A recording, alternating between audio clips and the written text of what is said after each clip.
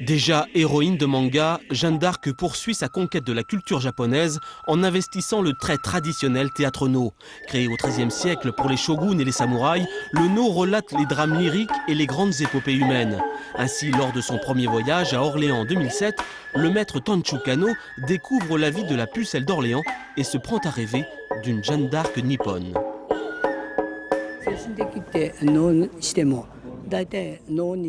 À l'origine, le théâtre no exprime la tristesse, le plaisir, l'amour ou la mort d'un être humain. Donc ce sont des thèmes universels. Et si on décide de traiter le thème de Jeanne d'Arc, on peut peut-être exprimer sa pureté, sa virginité, par le biais du théâtre traditionnel japonais.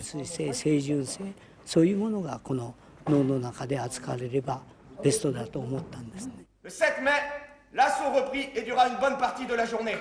Jeanne d'Arc fut touchée d'une flèche à l'épaule.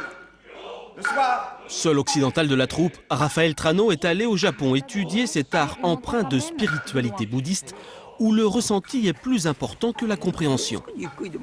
Un peu plus lentement peut-être, c'est pas gênant. L'acteur de théâtre no, c'est aussi beaucoup sur la concentration, la méditation et savoir placer ses énergies au bon endroit, savoir jouer avec l'énergie de la salle, l'énergie de la scène, l'énergie des partenaires, l'énergie du public. C'est toujours tout l'apprentissage sur l'énergie et la manière de la gérer.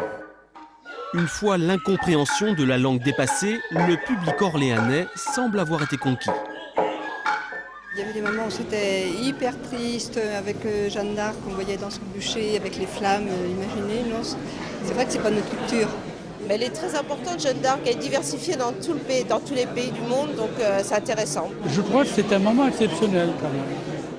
Pour ceux qui auraient manqué le rendez-vous, séance de rattrapage les 7 et 8 mai au Jardin d'acclimatation de Paris et le 9 mai à Aix-en-Provence.